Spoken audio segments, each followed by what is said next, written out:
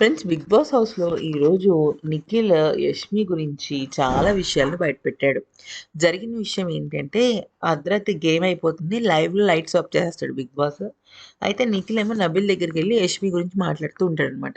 జరిగిందేంటంటే, ఈ టాస్క్ నడిచింది కదా! T shirts task.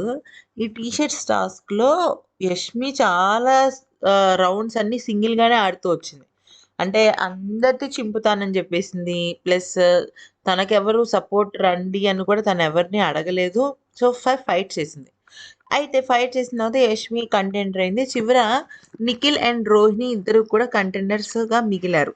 ఎవరవ్వాలి అనేసి. హౌస్ డెసిషన్ ఎవరిది ఎక్కువుంటే వాళ్ళు కంటెండర్ అవుతారు. అయితే ఏమైతుంది, యష్మి ఏమో నిఖిల్‌కేసేస్తుందనమాట. నిఖిల్‌ని తీసేస్తుంది. నిఖిల్ కాదు, నేను నా భర్త రోహిణికి ఇస్తానని జెప్పేసి చెప్తుందనమాట. దాంతో రోహిణికి 5 ఓట్స్, నిఖిల్‌కి 3 ఓట్స్ పడితే అంత అయిపోతుంది. అయితే ఇంకా నిఖిల్ తర్వాత నబీల్ దగ్గరికొచ్చి, "చూసావా యష్మి వాళ్ళు నాకు ఓట్ వేయలేదు" అంటే, అప్పుడు నబీల్ అంటాడు, "అవును, ఇవాళంతా తను గ్రూప్ గేమ్ కాకుండా ఇండివిడ్యువల్‌గా ఆడింది. నా దగ్గరికి కూడా వచ్చి నబీల్ నీ టీ షర్ట్ చింపేస్తాను అనంది. నాకెందుకో నచ్చలేదది.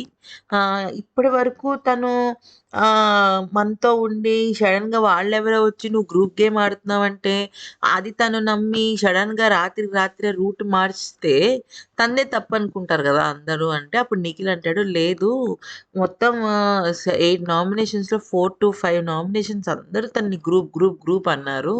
ఇది కాక తను కొంచెం మెంటల్‌గా కూడా బాగా ఫ్రస్ట్రేట్ అవుతుంది. ఎందుకంటే నాకు కూడా సోనియా అండ్ సీత ఇద్దరు ఆ మాటలనేసరికి నేను తీసుకోలేకపోయాను. తనకి ఇంకా ఎక్కువ నామినేషన్స్ పడ్డాయి గ్రూపిజం గురించి. నాకు గ్రూపిజం గురించి పడలేదు గానీ తనకి పడ్డాయి. సో, నేనేమంటున్నానంటే ఆహ్, త తన్ తను ఆ నింద నుంచి తప్పించుకోవడం కోసం అలా చేస్తోందని నాకనిపించింది.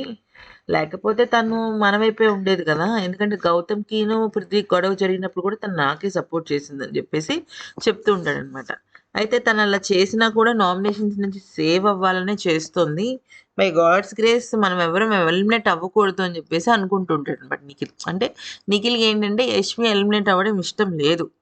అలా అని ప్రేరణను, పృథ్వీ ఎవరు ఎలిమినేట్ అవ్వడం ఇష్టంలా. అందుకని బాధగా ఉంటాడనమాట కొంచెం.